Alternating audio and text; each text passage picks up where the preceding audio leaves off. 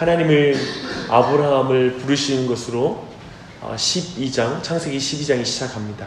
그리고 아브라함은 그 말씀에 순종합니다. 그래서 하나님이 말씀으로 통치하시는 하나님의 나라의 역사가 12장으로부터 이렇게 시작되고 있는 것을 보게 됩니다. 이제 하나님은 아브라함 자손을 통해 온 세상에 하나님의 복을 흘리우겠다라는 그 약속을 맺으십니다.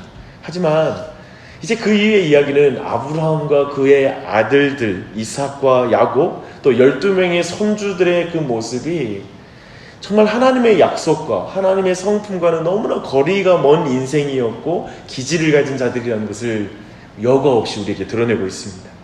아브라함과 이삭과 야곱의 하나님은 야곱은 하나님의 약속을 계속해서 깨뜨리는 모습을 우리에게 보여줍니다.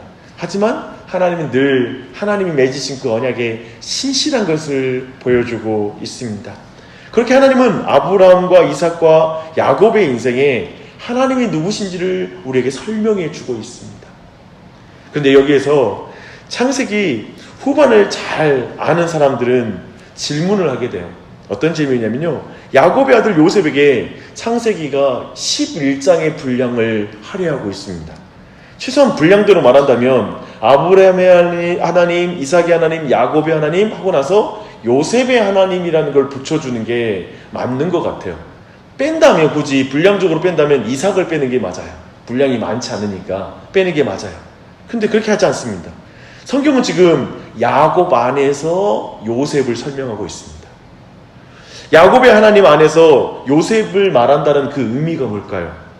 하나님이 택하여 부른 야곱의 죄악과 실패의 좌절이 요셉을 통해서 하나하나 회복되는 것을 보여주는 거예요.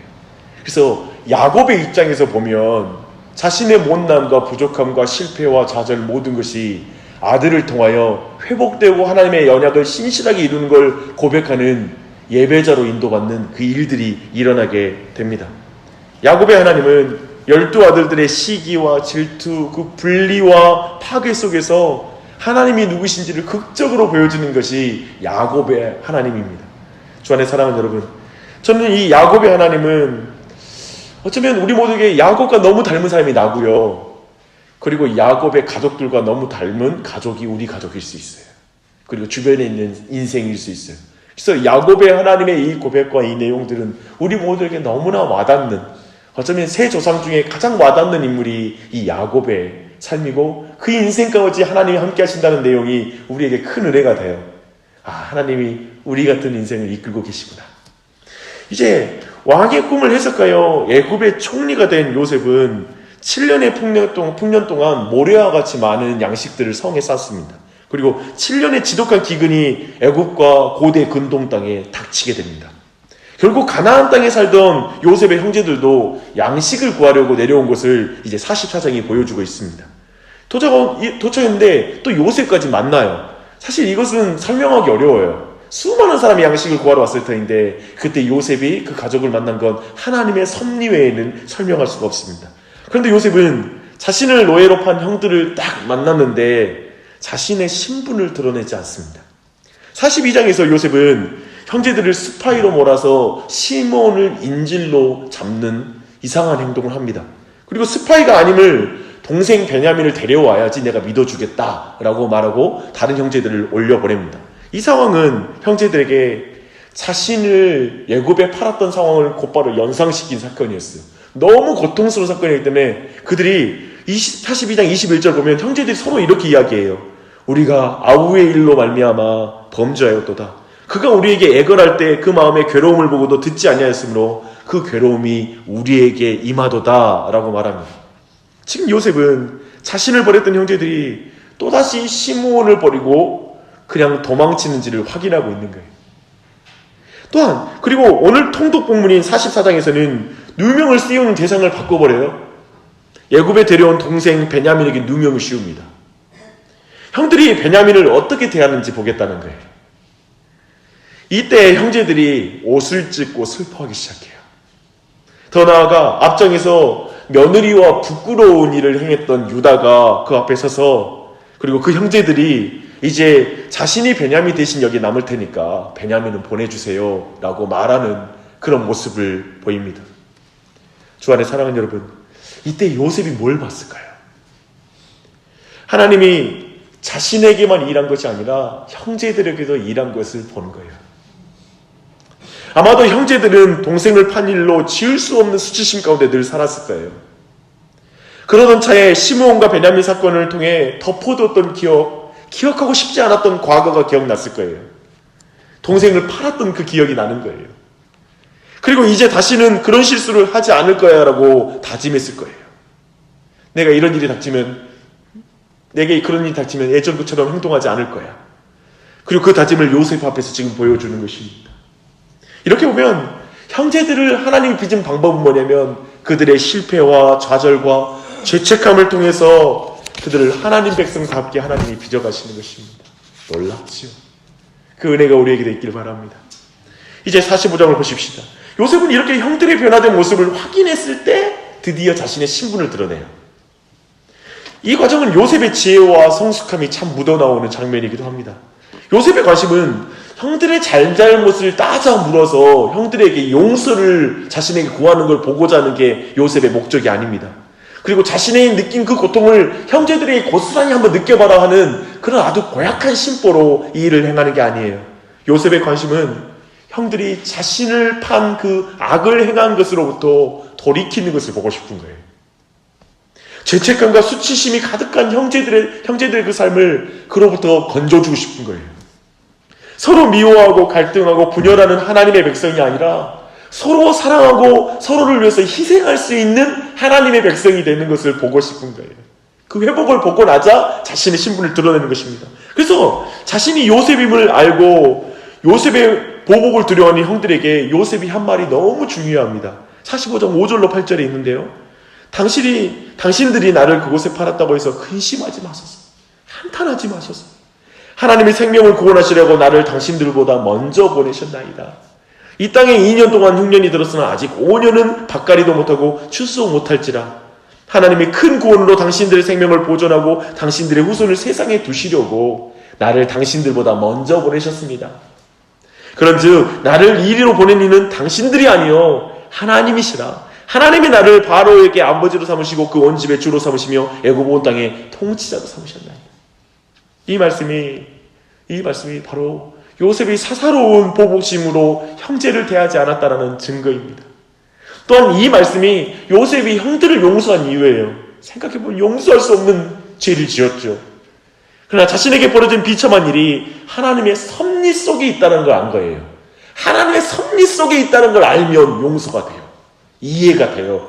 형제들의 악을 바꾸어 하나님이 선으로 바꾸셨다는 걸 하나 이제 알게 된 것입니다. 요셉은 자신이 형들을 죽이기는커녕 그들의 후손까지 자신이 보호할 거라고, 그들의 후손을 살리기 위해서 하나님이 일을 행하셨다고 말하고 있습니다. 그래서 궁극적으로 이 모든 일이 아브라함에게 맺으신 하나님의 언약, 그 백성을 큰 민족을 이루게 하겠다는 그 계획 가운데 이 일이 있다는 걸 요셉은 눈치를 채요. 그리고 이제 가족들 모두를 이 자리에 내려오게 하라고 이곳에 이주하자라는 걸 제안하고 그 일을 실행합니다.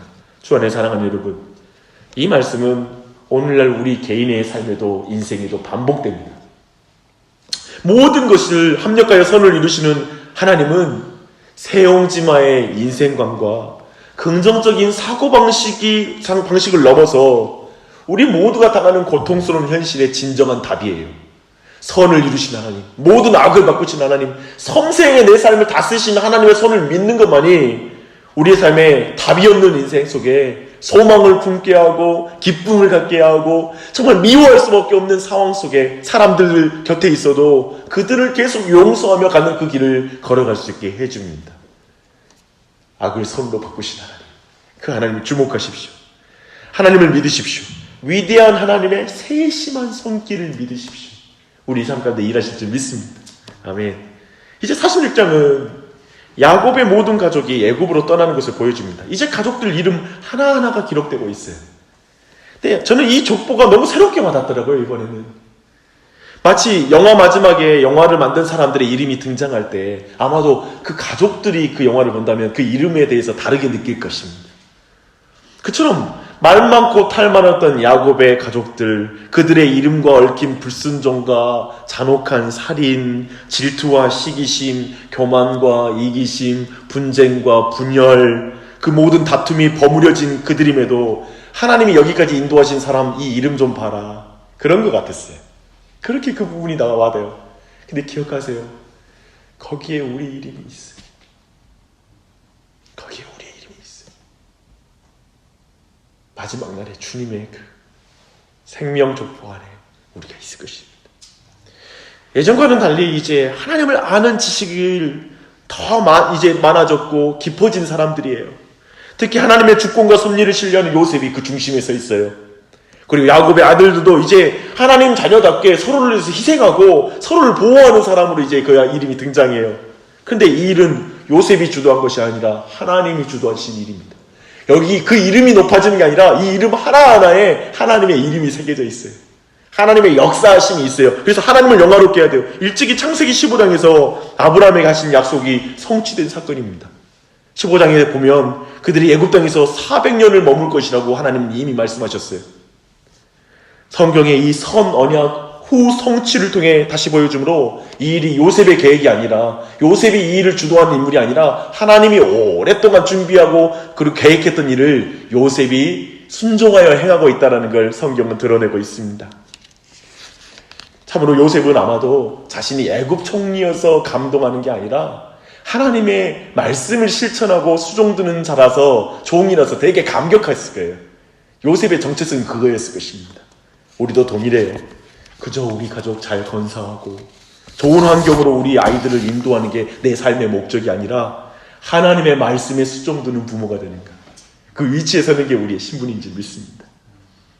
이제 47장에서 야곱의 가족들은 애굽의 비옥한 삼각주 고센 땅에 머뭅니다.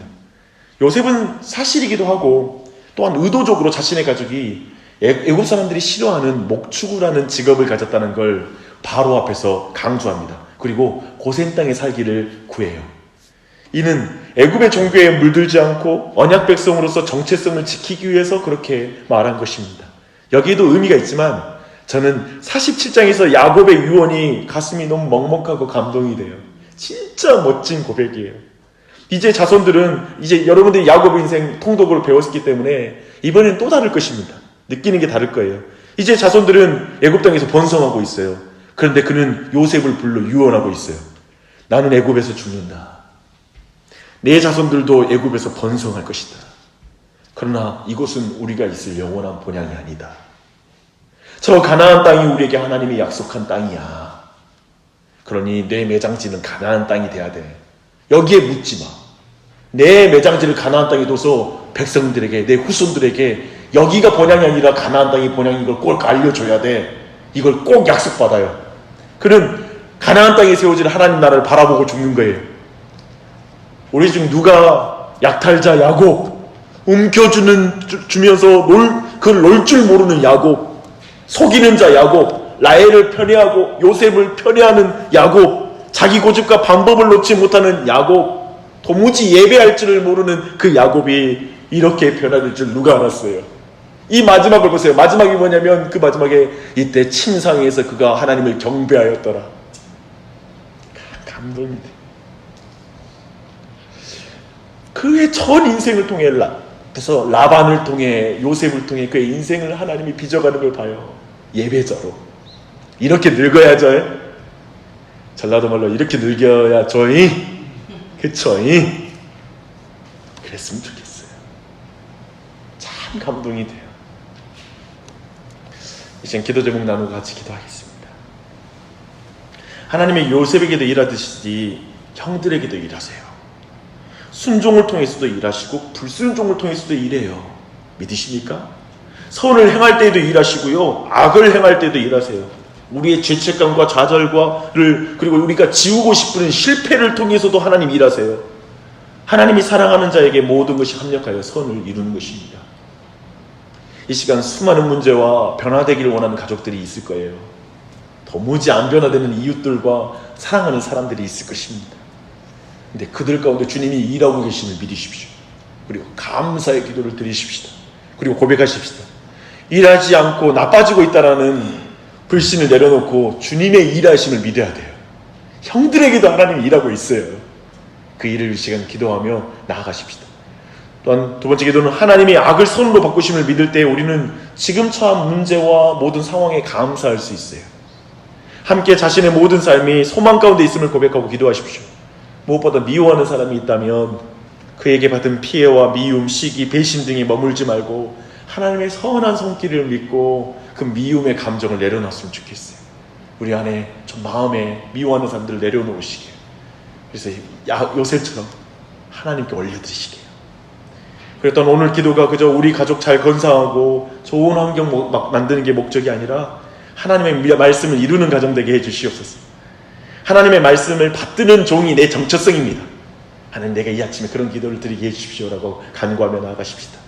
그리고 이 땅에서 우리가 받는 많은 복을 받겠지만 이 땅이 우리가 영원한 땅이 아니라 하늘 본향이 우리에게 있음을 믿고 그 본향을 향해 나아가는 우리 가정, 우리 자녀들 되도록, 그리고 하나님 우리 교회 되도록 함께 기도하십시다. 특별히 교회 공간을 확장을 위해서 기도하시되 자꾸 생각하는데 이 말씀 통해서 더욱더 확인합니다. 이 일 자체에 주목하면 안 될 것 같아요. 이 일이 되냐 안 되냐, 뭐 이것이 우리 안에 경제적으로 어떠냐 현실적인 그 문제로 따질 것이 아니라 더 크신 하나님을 주목했으면 좋겠어요. 이것이 하나님의 큰 구원을 이루는 일에 쓰임받도록, 이것을 통해 하나님의 목적이 이루어질 수 있도록, 우리 모두가 예배자가 될 수 있도록, 예배당을 만드는 게 중요한 게 아니라 예배자가 되는 게 더 중요하니까요. 그 은혜가 우리 온 교회 안에 있도록, 그래서 이 일을 통해서도 예배가 되는 공간 확장이 될 수 있잖아요. 그 과정이 우리의 믿음과 사랑이 다 표현되므로 하나님께 영광되는 시간이 될 수 있잖아요. 그렇게 갔으면 좋겠어요. 그러면 하나님 얼마나 기뻐하시겠어요. 그렇죠? 우리의 어떤 현실적인 계산, 현실적인 감각을 넘어서 예배에 대한 감각이 우리 안에 일어날 수 있도록 기도하며 나아가십시다. 기도하시겠습니다. 하나님 아버지, 너무나 감사합니다.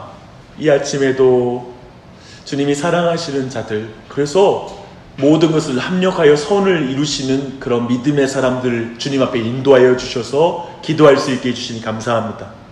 그래서 창세기 44장부터 47장까지 이 긴 내용을 통하여 짧게 하나님이 어떠한 분이신지를 배울 수 있게 하시니 감사합니다. 하나님, 생각해보면 지난 한 해 내가 기도하지 않을 때, 그리고 내가 넘어져 있을 때, 불순종할 때 하나님 일하지 않았다라고 생각하는데 하나님이 일하셔서 이 자리에 와 있습니다. 내가 잘나서 이 자리에 와 있는 게 아니라, 기도하는 자리에 있는 게 아니라 하나님이 부지런히 나를 위해서 일하셨기 때문에 이 기도하는 자리에 나와 있는 줄 믿습니다. 주님의 그 선한 손길을 믿습니다. 우리의 모든 환경을 다스리고 있는 하나님의 선한 손길을 믿습니다. 문제 때문에 이 자리에 나왔습니다. 하지만 그 문제가 하나님의 손에서 벗어난 일이 아닌 걸 믿습니다. 사람 때문에 이 자리에 나왔습니다. 그러나 그 사람이 하나님의 손에서 벗어난 사람이 아님을 고백합니다.